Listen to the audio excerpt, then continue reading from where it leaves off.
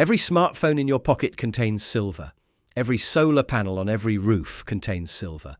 Every electric car, every computer, every power grid switching station, all of them require silver to function, and there's no substitute that works at scale. In 2024, the world used over 1 billion ounces of silver, but only mined 800 million ounces. We're burning through stockpiles faster than we're digging it up. In the last 50 years, 3 times a major power has turned critical materials into weapons. China did it with rare earth metals in 2010. Prices exploded 400% overnight. Russia did it with nickel in 2022. The London Metal Exchange had to halt trading. And here's what should terrify you. On January 1st, 2026, China just activated new export rules that turn silver into a permission-only system. No longer can companies freely export silver. They need government approval. They need to be on an approved list, and that list gets shorter every year. China controls 60% of global silver refining, and they just turned off the free market. On paper, silver appears to be just another commodity traded on exchanges alongside copper, aluminum, and wheat. In practice, silver occupies a unique position that exposes the fundamental tension between the financial system's promises and the physical world's absolute limits. Unlike other industrial metals, silver carries the historical weight of 5,000 years as humanity's most trusted monetary metal, circulating across empires from ancient Mesopotamia to the American frontier, while simultaneously serving as modern civilization's invisible conductor in electronics, solar panels, and energy infrastructure. This dual identity creates a pressure point that governments and large institutions cannot treat as a free market good, because when a material sits at the intersection of monetary credibility and industrial survival, it becomes a lever of control rather than a commodity subject to normal supply and demand forces. The transformation of silver from a circulating money metal to a strategically controlled industrial input follows a deliberate 4-step process that most observers fail to recognize until the consequences become unavoidable. First, modern states systematically removed precious metals from everyday currency, while maintaining the illusion of monetary stability through policy credibility and central bank promises, effectively severing the public's connection to physical money while retaining silver's monetary psychology in times of financial stress. Second, markets shifted from physical settlement to paper representation through futures contracts, forward agreements, unallocated accounts, and exchange-traded funds, allowing claims on silver to multiply exponentially faster than actual metal production, creating a system where paper promises far exceed deliverable supply. Third, industrial demand from electrification, renewable energy systems, and advanced electronics locked in structural consumption that cannot be easily replaced, as silver's unique properties of electrical conductivity, thermal conductivity, and antimicrobial effectiveness have no adequate substitutes at the scale required by modern technology.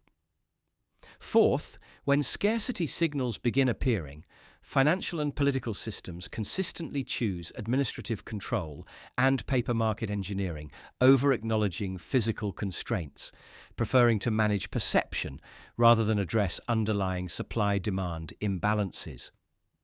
The consequences of this transformation manifest in ways that most people fail to recognize until the system reaches breaking points.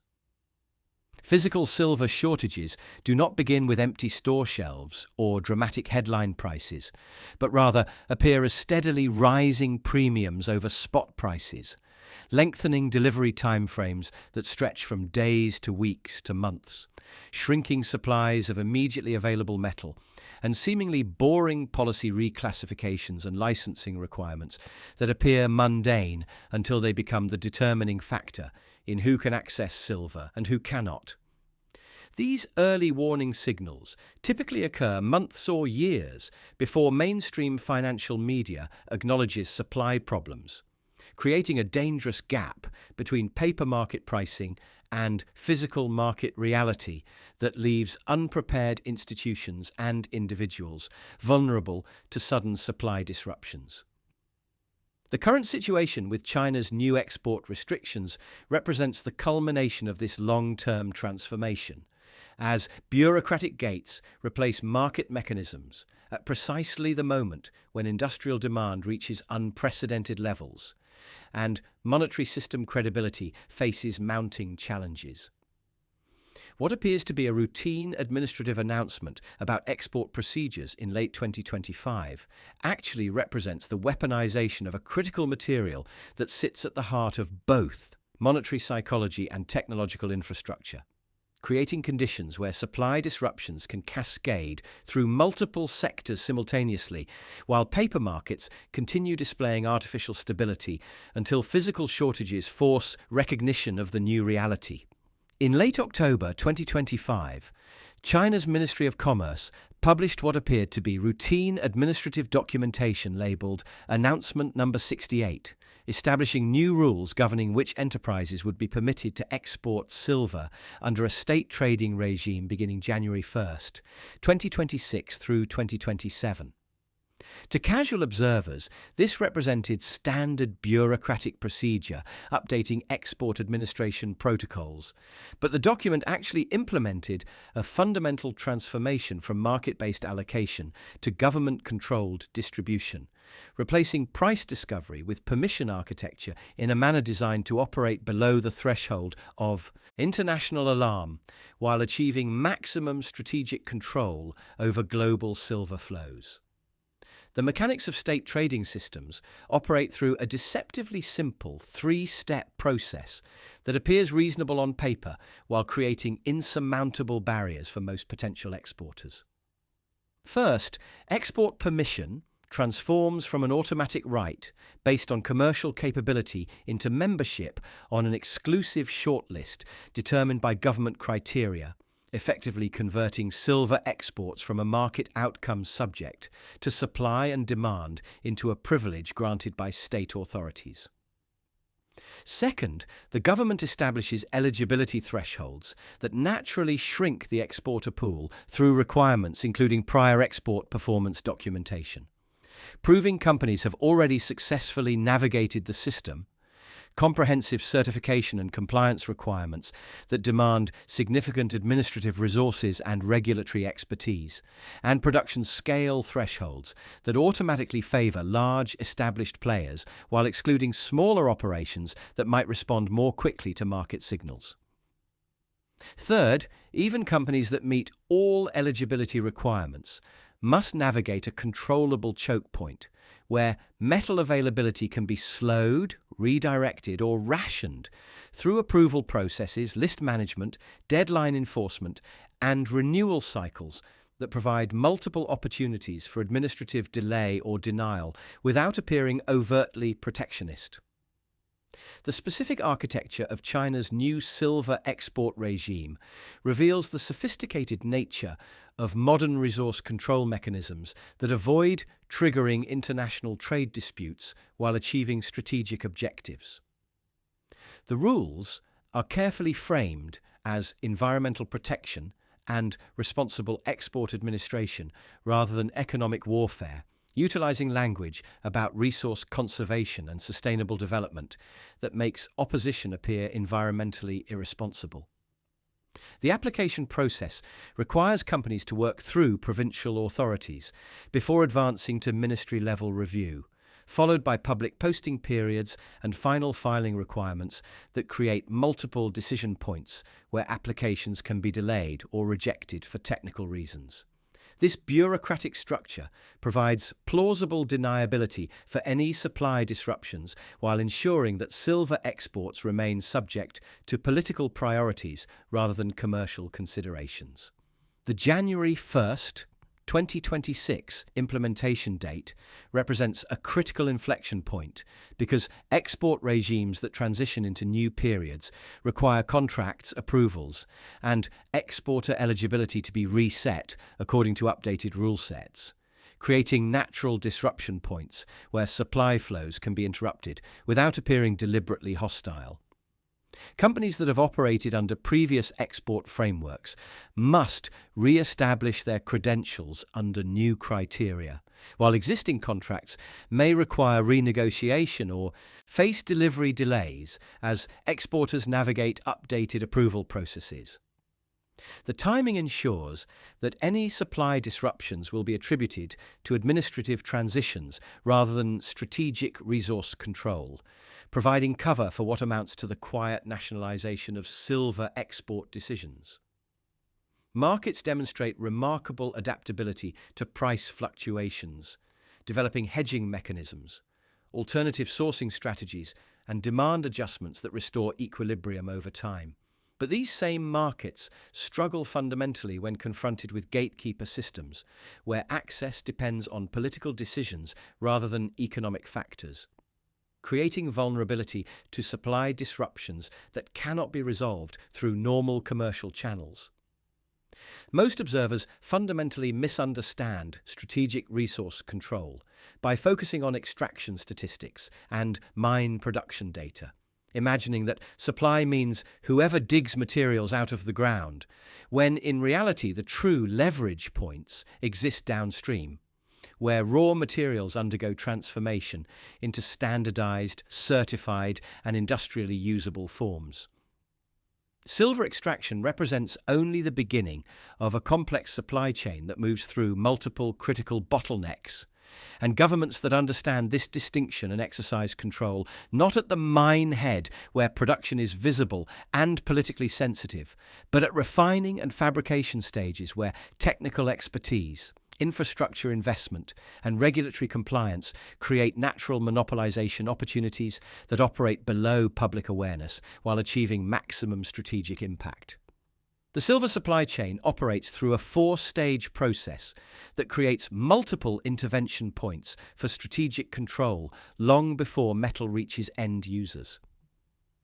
First, mine output emerges primarily as byproduct from lead, zinc, copper, and gold operations, meaning silver production responds weakly to silver prices and remains tied to demand cycles for primary metals, creating inherent supply inelasticity that makes the market vulnerable to downstream manipulation.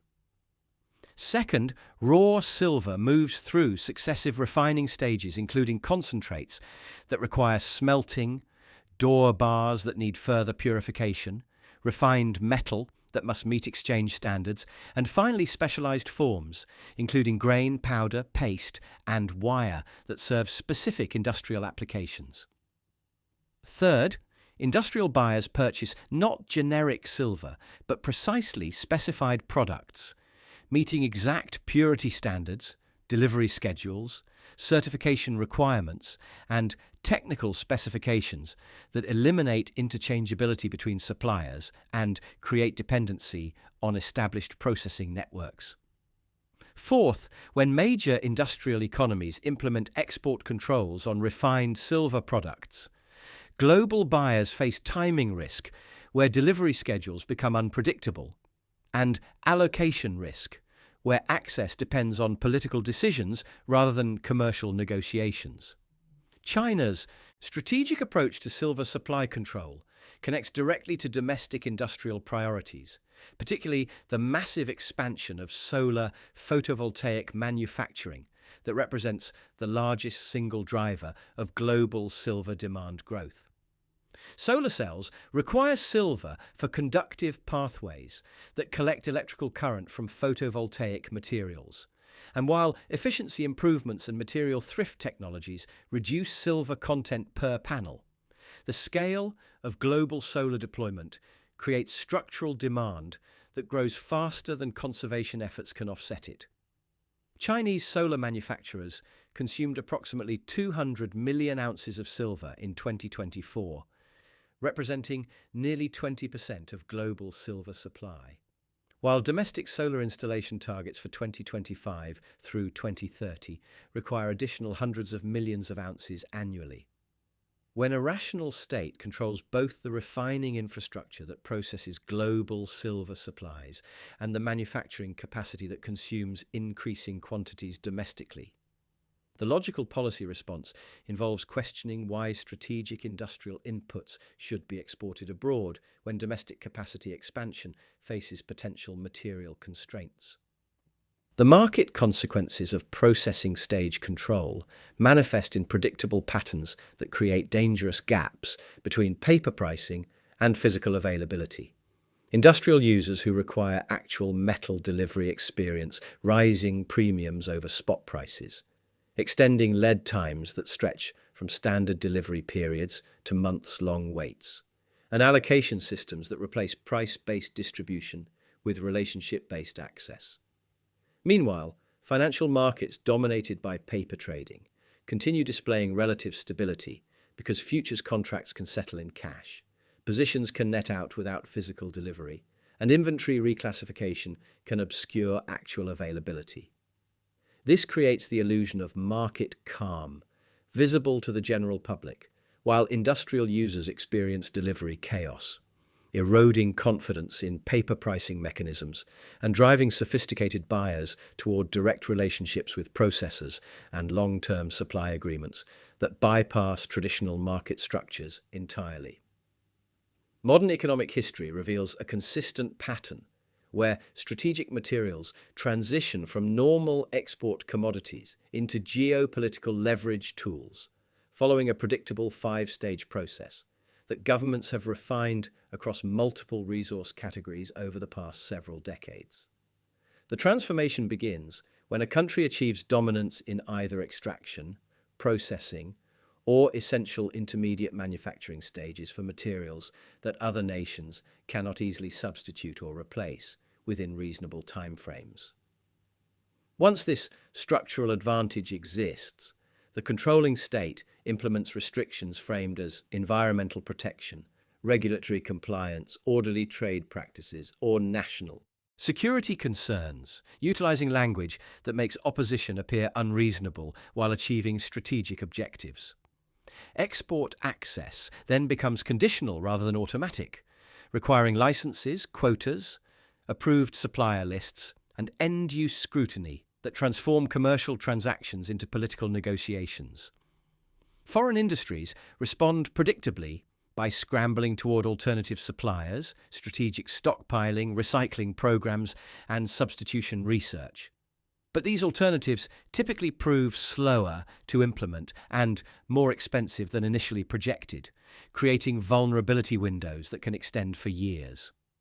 Finally, the restricting country gains new advantages beyond simple price influence, achieving industrial timing control that allows coordination of supply disruptions with broader strategic objectives. The rare earth metals crisis of 2010 through 2012 demonstrated how quickly resource dominance translates into geopolitical leverage when China restricted exports of 17 specialized elements essential for electronics, renewable energy systems, and military applications. China controlled 97% of global rare earth processing capacity, despite holding only 36% of known reserves, creating a bottleneck that allowed export quotas to trigger price increases exceeding 400% for some elements, while forcing foreign manufacturers to relocate production facilities to China or face supply interruptions. The nickel market disruption of 2022 revealed similar dynamics when Indonesia implemented progressive export restrictions on nickel ore, forcing the London Metal Exchange to halt trading when prices exceeded historical ranges and creating supply chain chaos for stainless steel and electric vehicle battery producers, who discovered that alternative suppliers required years to develop adequate processing capacity. These resource control strategies exploit fundamental weaknesses in paper-heavy financial markets that can temporarily disguise physical scarcity through contract rolling, position netting, cash settlement incentives, and inventory reclassification that allows exchanges to maintain apparent liquidity while actual deliverable supplies dwindle. Institutional observers label these interventions as trade policy, while market participants experience them as risk premiums, but households ultimately encounter them as price increases for goods containing restricted materials. The key insight involves recognizing that scarcity signals rarely appear as immediate spot price explosions, instead manifesting as gradual fractures between paper market pricing and physical market availability that create dangerous blind spots for unprepared institutions and individuals. Financial engineering can postpone recognition of supply constraints, but it cannot eliminate the underlying physical realities that eventually force market adjustment through mechanisms that typically prove more disruptive than gradual price discovery would have been.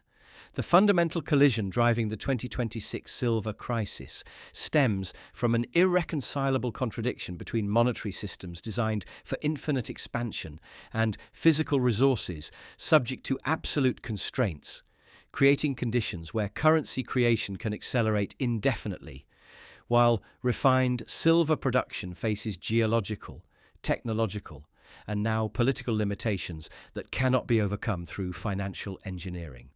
Central banks worldwide have expanded money supplies by unprecedented amounts since 2020, with combined balance sheets of major economies growing from $15 trillion to over $30 trillion, while global silver mine production has remained essentially flat at approximately 850 million ounces annually due to the byproduct nature of most silver mining and the long lead times required for new mine development.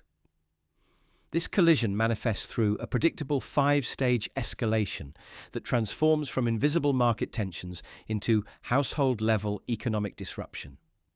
Industrial demand rises structurally as electrification initiatives, renewable energy deployment, and electronic device proliferation create consumption growth that exceeds mine production by 200 million ounces annually, forcing markets to draw down above-ground inventories that have accumulated over decades. Silver supply becomes increasingly constrained by byproduct mining economics, where production responds to zinc, lead, and copper prices rather than silver demand, combined with permitting delays and environmental restrictions that prevent rapid capacity expansion. Policy interventions increase market friction through export approval systems, reduced eligible exporter lists, and higher compliance burdens that transform commercial transactions into administrative processes subject to political priorities. Market stress appears initially in peripheral indicators, including premium expansion, delivery term extension, and regional supply tightness that mainstream financial media ignores, while focusing on headline spot prices that reflect paper trading rather than physical availability. Finally, headline prices adjust violently upward after inventories become committed to long-term contracts, and industrial users begin competing directly for limited supplies, creating price volatility that damages confidence in monetary systems already under pressure from inflation concerns. Sophisticated observers monitor specific indicators that reveal supply reality faster than conventional financial commentary, including publication schedules for approved exporter lists, and any changes in renewal requirements or eligibility criteria, monthly trade flow data showing export volume trends and destination shifts, persistent premium behavior in physical markets that diverges from paper pricing, evidence of substitution attempts including copper, plating experiments and thrift technology deployment, and industrial slowdowns that temporarily mask underlying scarcity through demand destruction that proves temporary rather than structural. These early warning signals typically precede mainstream recognition by months or years, creating opportunities for prepared institutions while exposing unprepared participants to sudden supply disruptions.